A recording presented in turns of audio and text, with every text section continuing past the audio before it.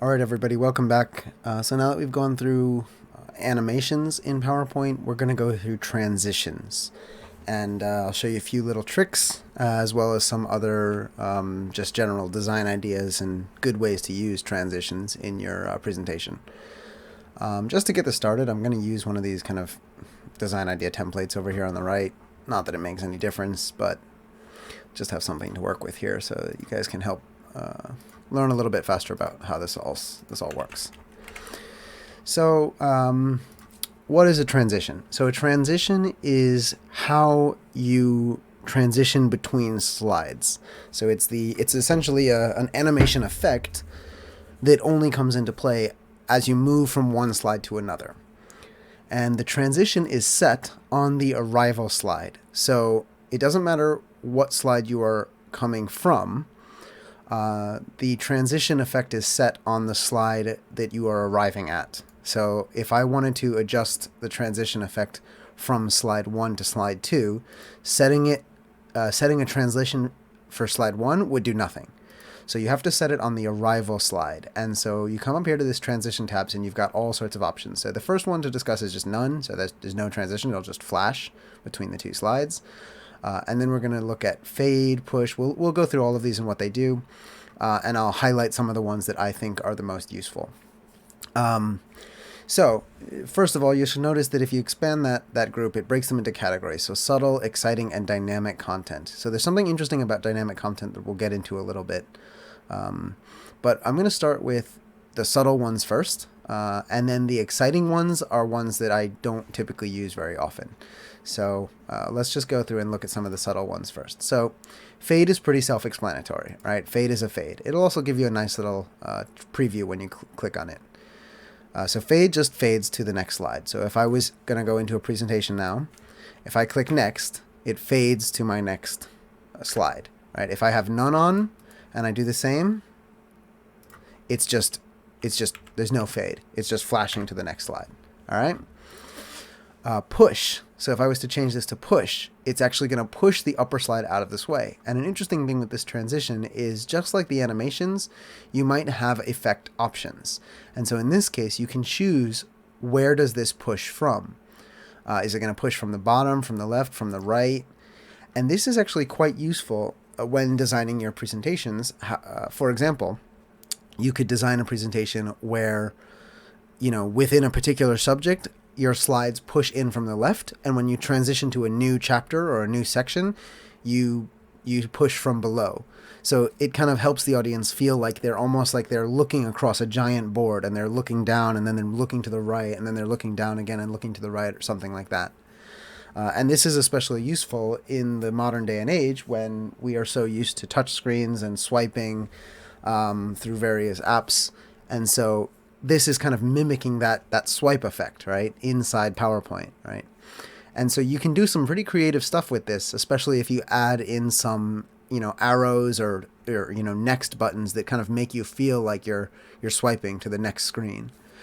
So like, for example, if you had this set from pushing from the bottom, on this first screen, you could have a little arrow here, right, pointing down, that is, telling it to go to the next slide. So, we could do something like this. And then we could very quickly just put together this little arrow at the bottom of the screen. And when you select it, we're going to set it to go to the next slide. And so now, in the presentation, when we select this little arrow here that says down, it reveals the thing that is below. And that is just determined by the direction of that transition. So that's one way in which you might use that kind of push down transition. So there's also wipe. And so wipe is just that. It just wipes the color in. And this is useful if you want to make something appear, especially on a slideshow that is similar to the slide before it. So for example, in this presentation over here, I have a wipe effect on these little lines. And so these lines appear using that wipe effect, except that is a animation, but it's the same idea. So you can have it wipe in from one direction. So on this side they're wiping in from the left, and on this side they're on the right, and on this side they're wiping in from the left, which makes it look like these arrows are all coming out of Earth. And those kind of little subtle uses of effects can be a really powerful way to, I don't know, keep your presentations feeling alive and interesting without being too complicated. So that's a good use of wipe. So far I'm kind of going to avoid the ones that I don't use so much. So split is a wipe, but it comes from the center. Reveal is kind of this interesting fade through. That's a nicer version of fade, frankly.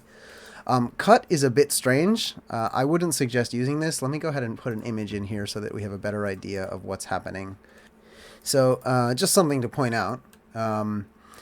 With these effects, the time that it takes for the effect to come in is called duration. And so you can actually control that for each transition that you set up here in the top right corner. All right. And so this is going to be in seconds. So that's 3.4 seconds. If I wanted this to be a bit faster, I could do like 1.5.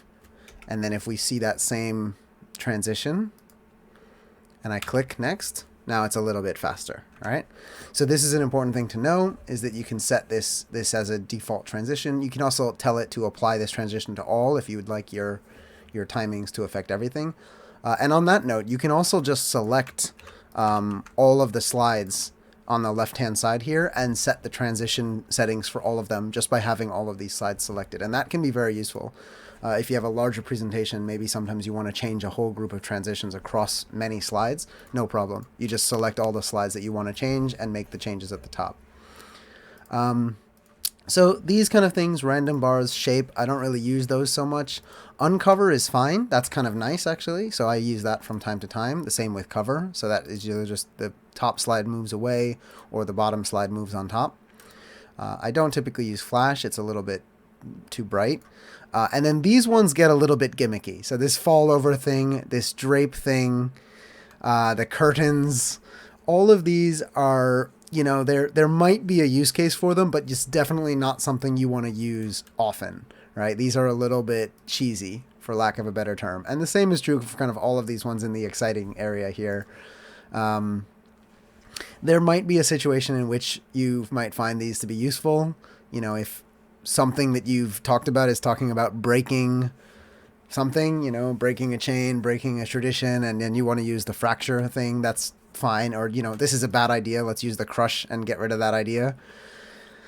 There might be situations in which you can use some of these more fun ones. The page peel is all right. That one looks like you're kind of like you're reading a book. The same with this page curl. These are nice, especially if you're designing something that is meant to kind of read like a book where you're turning the pages. You could actually use this to design something left and right that looks just like a book. And so you could basically make an entire kind of digital storybook just using this single animation on every, this single transition on every slide. And so, you know, just to give you an idea of what I mean, I'll just quickly crop this to half the page, which is going to be there. And we'll put this image on the top half and crop this to the other half. And we'll put a different image down here. Oops. Yeah, that'll work. We'll just change picture from online, and we'll just find some random pictures. And we'll crop that one on the left side. There's my midpoint. And we'll just hold Control and Shift to duplicate that. Right-click, change picture from online sources. And we'll put this fire thing over here on the right. Right, and so now when you're in presentation mode, you basically have a little book. And so you could kind of turn, oh, well, I'm on the wrong transition. Let me go ahead and set that to page curl. There we go. So here we go. So now you have essentially a book. You have, you know, content on your left page here, content on your right page here. And then when you go next, it turns the pages. And now you see 2 more pages again, and so on. And so you can do full width pages, you can do half width pages, you can do all sorts of stuff to make a, you know, what essentially is a digital book just using PowerPoint and this page curl animation, transition. Right, so then we've got airplane, we've got origami, we've got dissolve, checkered board. These ones I don't typically use so much. Blinds, it's a little bit overkill. Clock, ripple, honeycomb. Nah, these are just a little bit too dramatic for me. I like a little bit less intense effects. However, switch is okay. Switch is a nice one. So that kind of does something like that. And something I want to point out with this that we're going to touch on at the end of this is notice the background color. You see how when this does this, it gets black? We are now getting into how to change. At the end of this video, we'll talk about how to change what is happening behind these effects. And again, as you can see, there's options for these. You know, you can set the effect option for how it's transitioning. Flip is also kind of okay. Gallery is pretty cool. It's kind of sliding your image down along this run of images. Cube is also okay. Doors are okay. Box is okay. These are all usable images, but again, you would need to adjust this black background. And I'll go through how to do that towards the end of this video. Comb I don't use so much. Now zoom is nice. Zoom is very useful. This is a great way to make you feel like you are moving in and out of a presentation. Don't use random. That'll just make it different every time. Don't use that. Pan is similar to push, except there is a significant difference in that this is a dynamic pan. And so push is literally going to push all of the contents on your slide up from the bottom or from whatever direction you tell it. Pan does it a little bit differently. And again, it has to do with that background color that I was talking about. And so we'll go through the differences of that later. I don't use Ferris wheel, but it is there. Oh, actually, I have used that in one thing. These are now all dynamic effects, which is similar. You'll see that's the same one as gallery, but now we've got something different going on. Rotate, again, we're getting similar ones that are from before, but these are dynamic. And then fly through is also very useful, similar to zoom, but this is the dynamic version. So I'll show you what the difference is later. And so the last few things I want to talk about with transitions are a little trick. And so this is going to apply to some of you with older PowerPoints and may not apply to some of you with newer PowerPoints. And I'm just going to add a few objects here to help illustrate the point that I'm trying to make. And these could be anything. So I've just gone ahead and added these 4 circles. Let's just go ahead and distribute those horizontally, group them together, and align them to the middle and to the center. There we go. So now we've got these things right in the center. And we're going to go ahead and change that color because that is painful.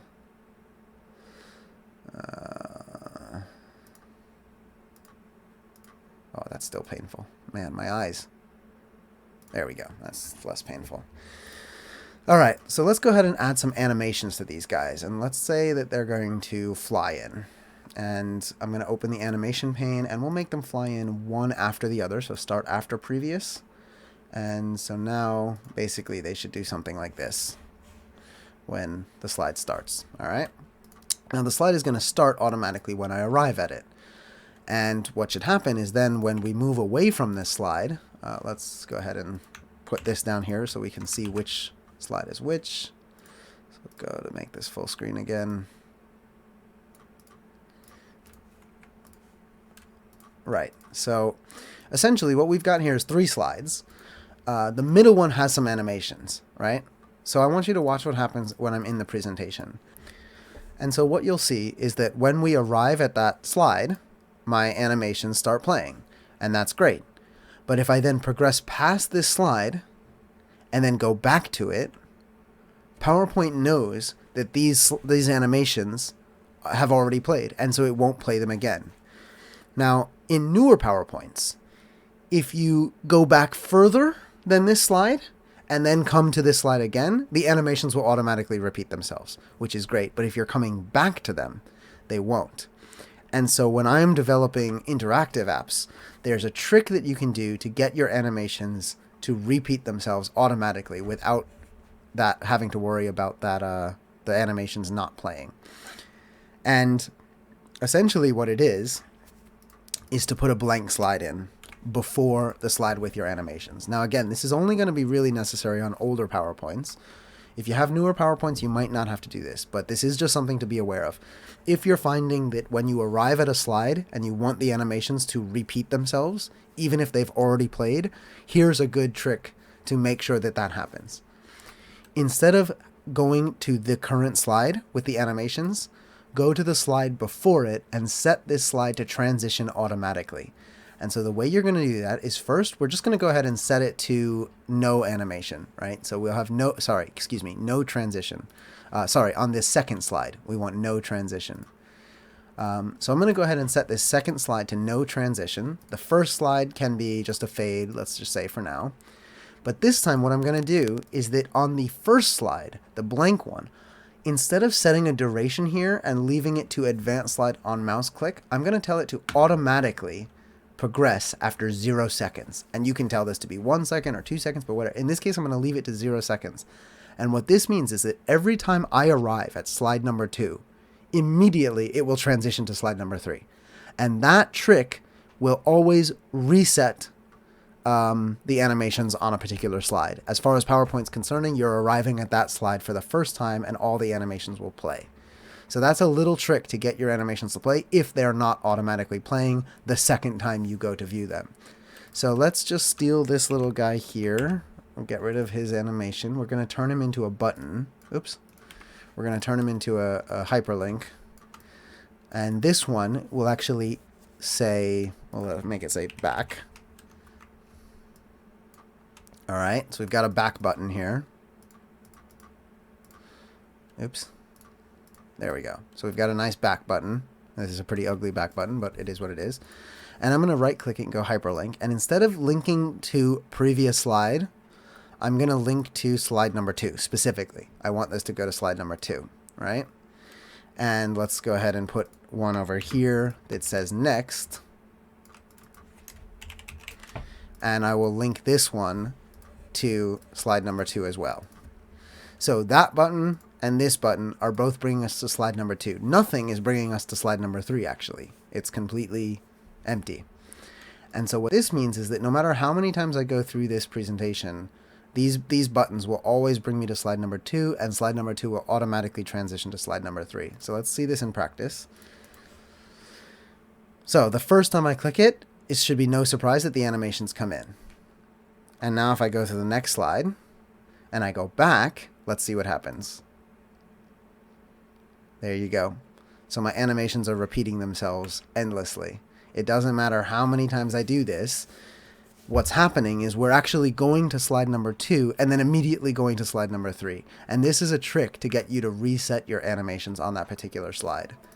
So you might have, for example, a layout in which you want some buttons to always animate themselves when they first appear. Maybe because you want to draw your audience's attention to these available buttons that they can click on.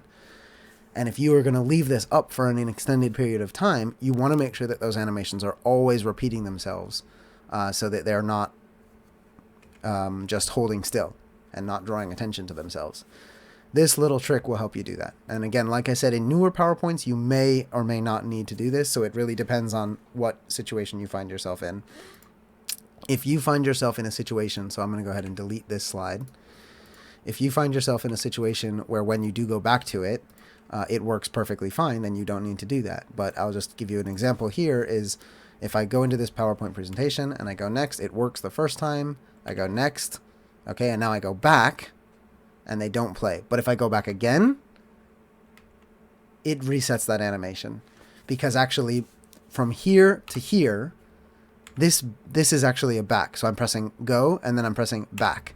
And so going back actually doesn't take me off of that slide. It's still slide number 2, but it's actually adding in an extra back option to remove that animation setting.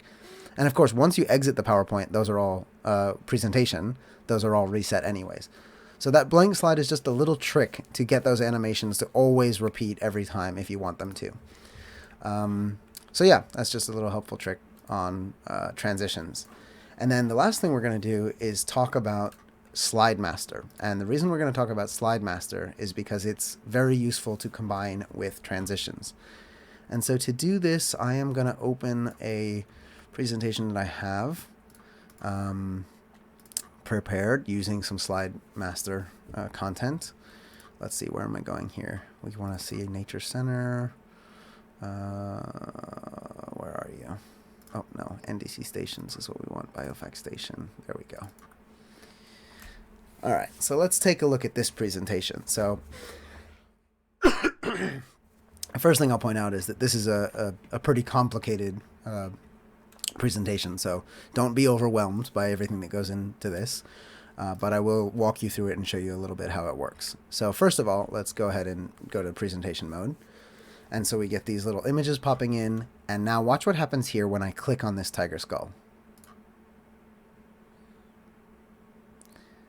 All right, so what did we have? So first we flew in to the tiger skull, right? We zoomed in and the tiger skull appeared. Then a bunch of icons appeared on the left side and a bunch of touch icons appeared on the tiger's skull. And so when you click on each one of these, it's going to pop up with a little information. If I go over here, it's actually bringing us through different facts for the tigers. We're getting some images about their diet, about their reproduction, so on. Home range and habitat, so on. And so we even have like videos baked into here. So all of this is something that you can do using PowerPoint. So I'm going to go home again, and you'll see that it zooms out now. And so then I click the tiger, and look what happens again. That whole thing repeats itself, right? Even though I haven't left the presentation. So I kind of go into the tiger or into the monkey, and all of these things will always kind of reset. And that's by using that little trick, right? So using that little trick to go to a blank slide first to have these animations reset. So let me show you how this works. So as you can see, I've got slide number 1, and that's my table of contents, basically, right? So it's always going to come back here to slide number 1. So there's only one of these, right? And then what happens is if you click on the tiger skull or anywhere around it, actually, this whole area, it is, as you can see, it's going to hyperlink to slide number 2. So let's look at slide number 2 and see what happens.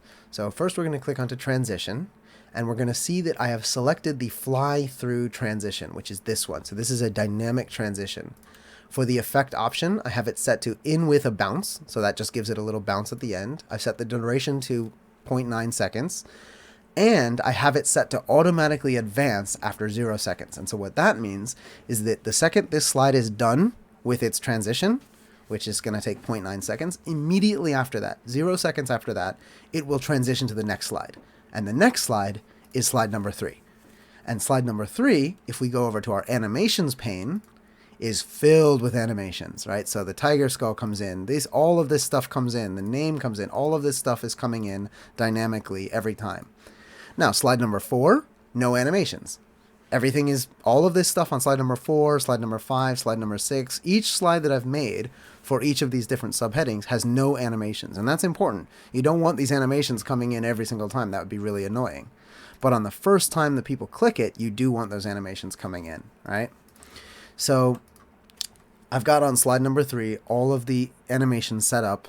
But every time you arrive at this slide, you're always going to arrive at slide 2 first, and it will automatically transition to slide number 3. Okay?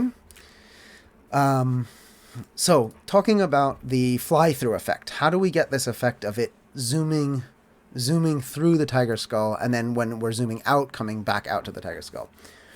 Well, the out part is easy. So that's, again, remember, when you set the transition, you set it on the slide that is the arrival slide. So if I was to set a transition effect here, I've used fly through again, but this time I've selected it to out. So that means every time any link will bring you back to slide number 1, it will always do so using this transition. It will go out to this side to reveal this slide. And so let's look at that again. So here is, I'm going to click on the tiger skull. So this is going to be in with a bounce to a blank page with just the tiger skull, and then it's automatically going to transition to the next skull, to the next page. Automatically transitions to the page with the animations, and when I click on home, it's bringing us back to slide number 1 using the out transition. And so it feels natural that you go in, you look here, and then you go out and you go back, and you go into the snake, and you go out to go back, right? So these feel dynamic, and they feel like they make sense. Now you could it could be left, it could go to the left and then go back to the right, or it could go down and then back to the top. You could do this however you want. I like this in and out effect in this use case.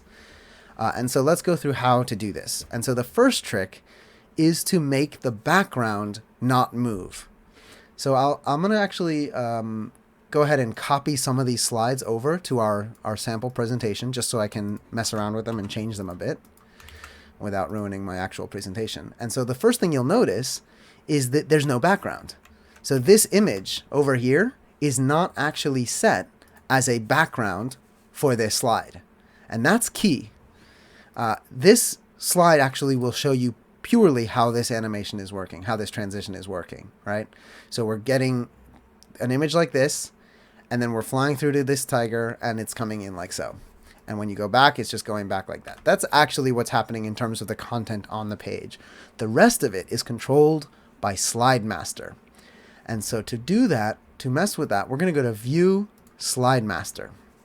And as you can see here, we have a empty set of this, whatever this skin is that I was using. So it's got this funny thing on the bottom here.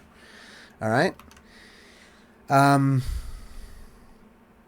What we're going to do is we're going to go over to our good presentation, and I'm going to look at the Slide Master in there. So let's go to View, Slide Master, and you'll see I have several different templates set up for the Slide Master here. And I'm just going to take this image here. As you can see, it's just an image. I'm just going to copy that, and I'll go over to here, and I'm going to make a new template. So I'm going to go to Insert Layout.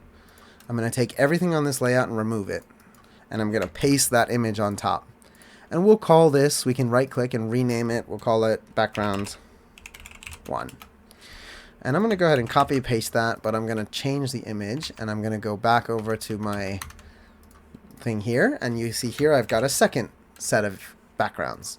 And so in this case, it's actually just the same background image, but with this bar on top.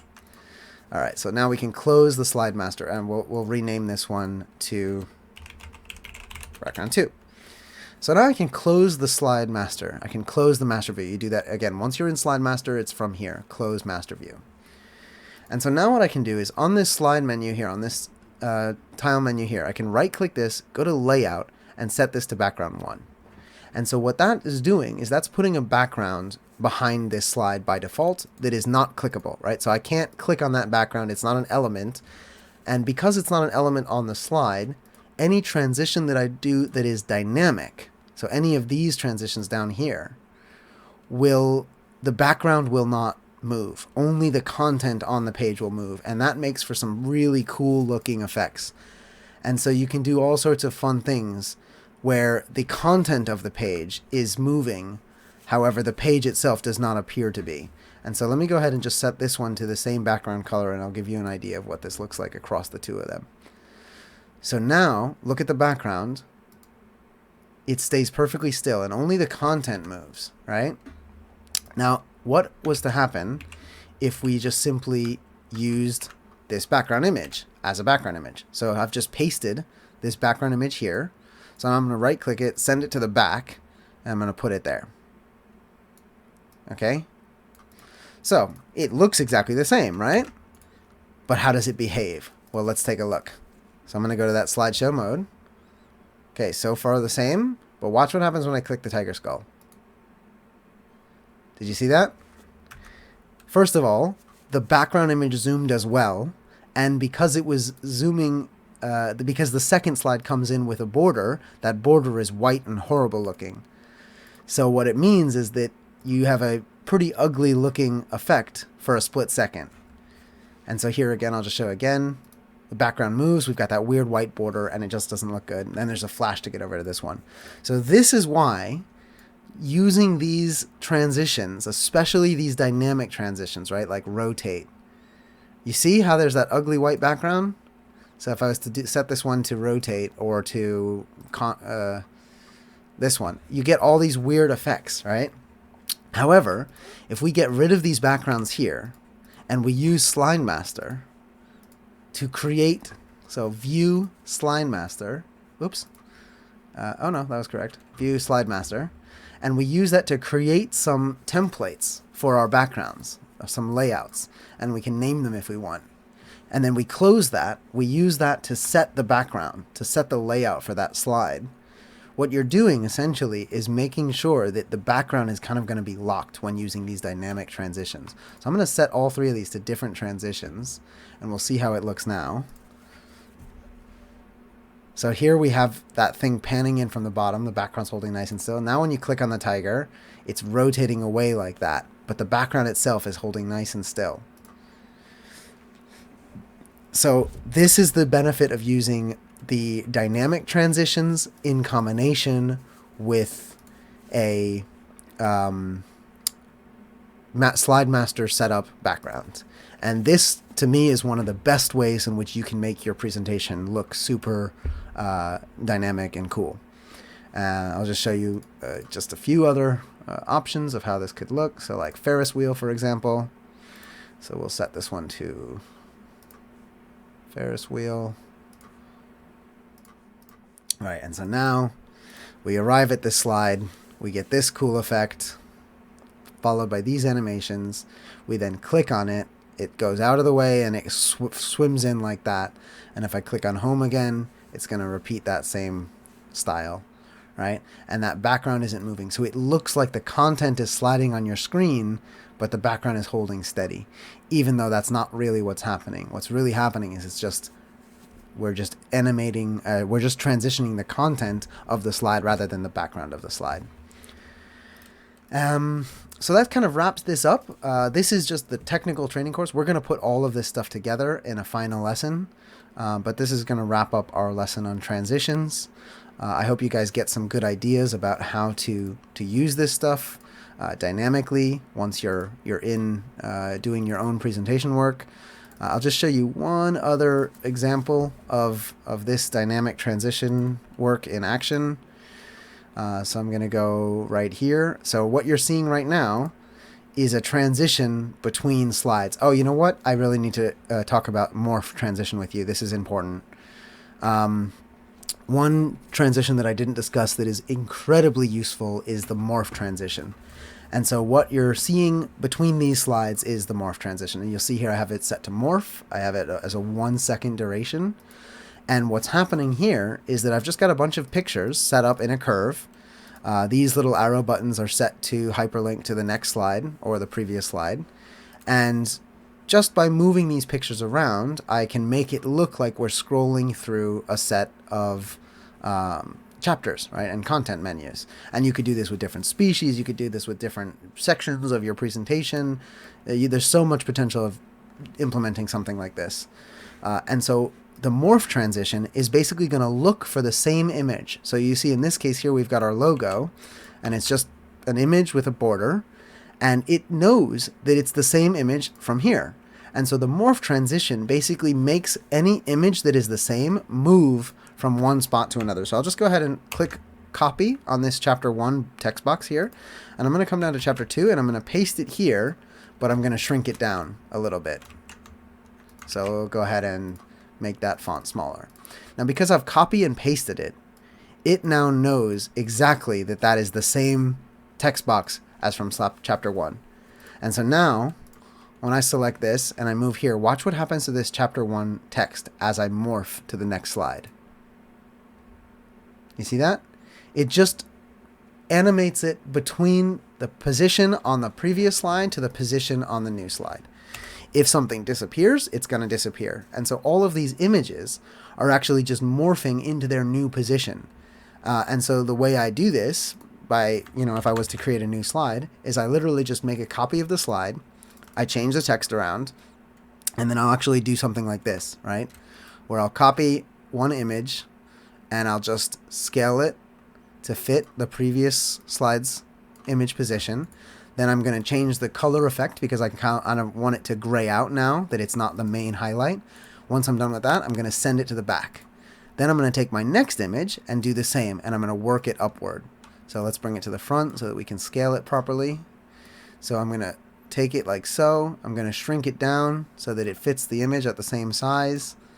And once that's good, I'm going to send it to the back. Then I'm going to take this one, and this is important. You always have to end with it moving off entirely of the screen, right? If it doesn't move off entirely of the screen, you're going to break this effect. And I can delete that one. And so now, if you imagine, this picture has gone here, this picture has gone here, this picture has gone here, and so on. And so now when you move from one slide to the other, you get this effect. But if I wanted to, I could have this image come up and fill this main image spot. Come to the color, reset the color to have it be full color. Let's send it to the back. Oops, we're a little bit off from the size. There we go. That's a good reason to send it to the back, and then I can delete that one. And so now, when I transition it, it's going to look like so. And again, this isn't moving because I didn't delete this one. You really want to use this one and actually move it up there. You want it to be the same image, not two copies of an image. That won't work with morph animation. So morph is a little bit tricky to work with, but it's a very powerful tool. So here's something else that I've done using this morph and using the morph effect as well as a dynamic background. So this is using a morph effect. And so when you click on this, it's actually going to scale this image to a new shape. And then this is all just going to appear. So this is using the morph transition. And again, when I click on close, it's using the morph transition to go back into its current spot. So all of these things, when you click on them, are using the morph transition between these slides. And then I'm also using the push transition to go back and forth along this timeline, right? And so in this case, this button over here advances you by pushing a slide in from the right-hand side. This button here actually brings in a different slide that advances from the left. And so just to show you how complicated this is to set up, we actually have 3 versions of every particular slide. So for example, this slide here, 2016, has this slide, and this slide. And I'll show you what these are. So this first slide is where we have our entrance transition. So this is panning, and it's going to be from the right, as you can see, right? And so this is going to come from this slide over here. So you'll see that 2016, when you click on it, this will advance to slide number 80. So that will bring us to slide 80 right here. And so when you arrive at slide 80, it's going to push in from the right. All right, so let's just double check that. So I click on here. Let's go slideshow. So if I click on here, this should go to slide 80, which comes in from the right-hand side. Perfect. All right, you'll notice that slide number 80 transitions automatically to slide number 81. And why is that? Well, because slide number 81 transitions using the morph effect. And so again, the first slide transitions using the pan effect from the right, but that automatically goes to 81, which uses the morph effect. And we need 81 to be morph effect because when you arrive at 81, it needs to morph. And for example, this slide here is a pop-up that appears from there. And so if I close it, I don't want it going back to number 80 because 80 will push in from the right. I want it going back to 81 because 81 will morph. And so what that means is that this image here, which is the same image as this one, will morph from here back to its original position on 81. All right? So that's key. You have this middle slide here, which is acting as the interactive slide. So it's when you click on any of these, all of these are all set to morph. So these are the pop-ups. All 3 of these slides are going to be set to morph. So when you click on them over here, it's going to morph. These images are going to become big. And when you close all 3 of these are going to go back to slide 81 because slide 81 is set to a morph transition. However, what happens if I go to the next year, 2017, right? So that's going to be slide number 86. So what happens if I go here and then I want to go back? Well, the problem is if I go back to slide 81, it will morph, which I don't want. I want it to push again. So I should go back to 80. But 80 pushes in from the right, and that wouldn't make sense. So over here, this back button goes to 82.